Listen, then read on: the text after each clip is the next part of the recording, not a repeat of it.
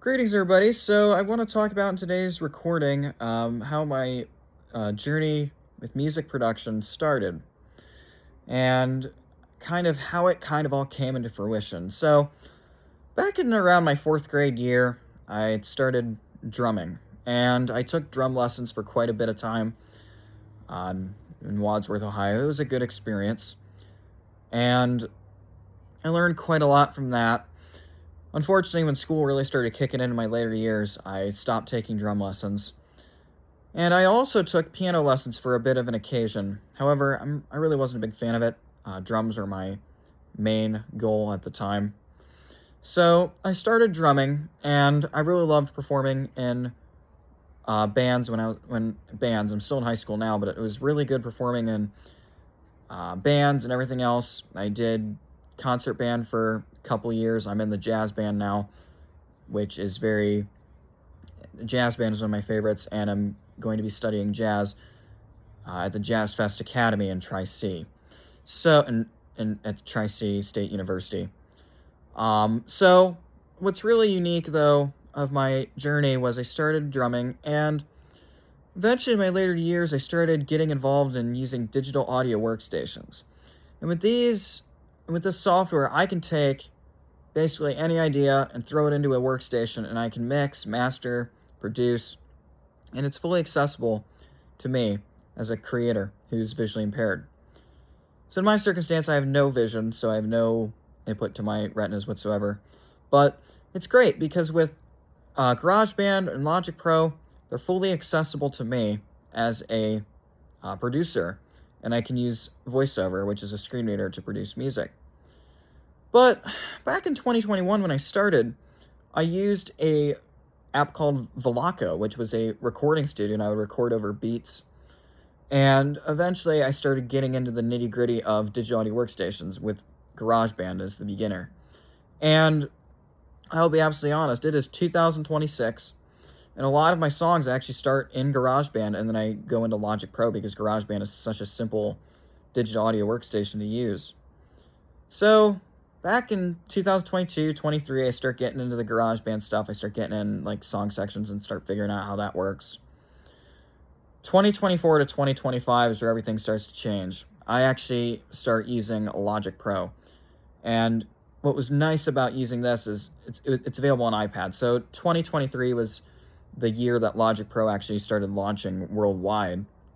And I started using that, and I began literally doing full compositions with GarageBand, but taking those compositions and mixing them and mastering them and editing the sounds and doing all the editorial stuff in Logic Pro.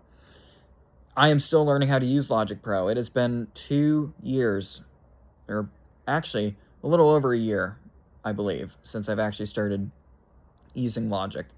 And it is a really cool workstation. I've learned how to use the session player regions like drummers, bass players, bass style players, dubstep drummers, etc., to create high quality music. A good example of this is the song Immortal. Now, the version I released specifically was a Redux version, but I titled it Immortal because I wanted it to be my default version. I will probably make another Redux of Immortal and bring it back. I'll make a Redux version. And like the way I put it is I do have an original version on my Google Drive. The first version's Immortal and the other version's Immortal Redux. I released the Redux technically, but I'm choosing to use that as my main version. I wasn't a huge fan of the original version, so I kind of brought it back on my own terms, and then I submitted Immortal, the version that I liked. So I will do a Redux of Immortal in the near future, probably. Do a Redux of that, have some fun with that. Again, being an independent artist, you have a lot of creative freedom. You're not working with a record label directly, so you have a lot of creative freedom on what you want to accomplish. So 2024, 2025, all that comes into fruition. I start using Logic on the iPad. I mean, it was crazy at the time. It took a while to get used to. I'd be up day and night trying to figure it out. And now we're in 2026, and I'm using GarageBand and Logic full-time, both digital audio workstations, to produce high-quality music.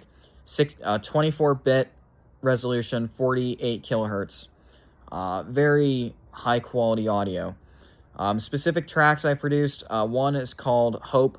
It is an orchestra tune, and it is a it is one of a kind track. It is, I believe it's in 192 kilohertz, so it's high res lossless. So make sure you have a high res audio converter if you want to hear that one. I haven't released it yet, so again, I don't know when I'm going to do that, and I'll make announcements on this channel when I plan to release music. Not a huge fan of release dates due to the fact that once I lock in a time, I can't change it. I would have to submit a new release, which I don't want to do. So I'd rather just release on my own flexibility. Besides, the approvals are faster if you use release as soon as possible. Yeah, you'll miss out on playlist pitching, but I don't really care for that kind of stuff. So, yeah, that's how my journey really started. I mean, I started as a drummer, and I'm still a drummer, and then I got into the feeling of digital audio workstations. And yeah, I mean, that's how I got into all this stuff. And now, since December 31st of 2025, I began distributing music. So if anyone has any more questions on my production experience as a blind musician, feel free to leave comments on this video. Anything would be appreciated. And thanks for listening. All right, everybody. See you next time on the OAC.